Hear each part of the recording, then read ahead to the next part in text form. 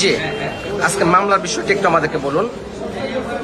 এই মামলার ঘটনা হলো 29শে ডিসেম্বর 2013 সালে আমাদের পূর্ব ঘোষিত একটি কর্মসূচি ছিল মার্চ ফর ডেমোক্রেসি।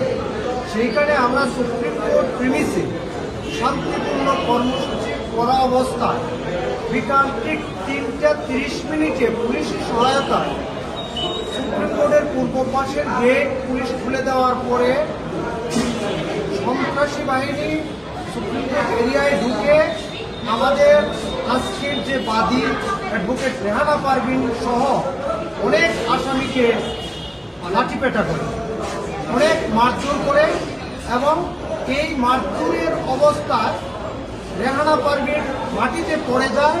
এখানে তাকে গুরুতরভাবে পেটানো হয়। সাংবাদিকরা তাকে ঘেরাও করার পরে সাক্ষীদের সহায়তায় তার জীবন রক্ষা হয়।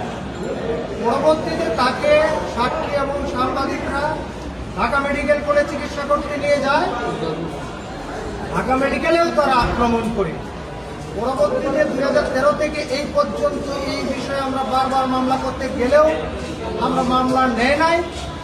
বর্তমানে ছাত্র জনতার আন্দোলনের প্রেক্ষিতে দেশে শান্তি ফিরে আসার পরে আমরা এই মামলাটা আজকের আদালতে দায়ের করেছি। এই মামলায় 27 জন আসামি করেছি, অজ্ঞাতনামা 2 থেকে 300 আসামি করেছি। 1 থেকে 9 নং আসামির নির্দেশে 10 থেকে 27 নং আসামি সম্পৃক্ত থেকে আরও বহু 2 থেকে 300 আসামির সহায়তায় লাঠিপেটা করেছে আইনজীবীদের উপর। এই বিষয়ে আমরা কোর্টে মামলা করার পরে কোর্ট 200 ধারায় জবানবন্দি নিয়ে 1.5 মাসের মধ্যে তদন্ত করে তদন্ত প্রতিবেদন দাখিল করার জন্য শাহবাগ থানাকে নির্দেশ প্রদান করেছে। এই রায়ে কি আপনারা সন্তুষ্ট? কোর্ট যে আদেশ দিয়েছে চাই ন্যায় বিচার। যেহেতু এই মামলার ঘটনা সারা পৃথিবী জুড়ে প্রচার এবং প্রকাশ হয়েছে, দেশি এবং বিদেশি পত্র পত্রিকায় এসেছে, ভিডিও ফুটেজ এসেছে, তদন্ত হোক, এফআইআর হোক, যাই হোক, এটা দুপুরবেলা সূর্যের মতো সত্য একটা ঘটনা।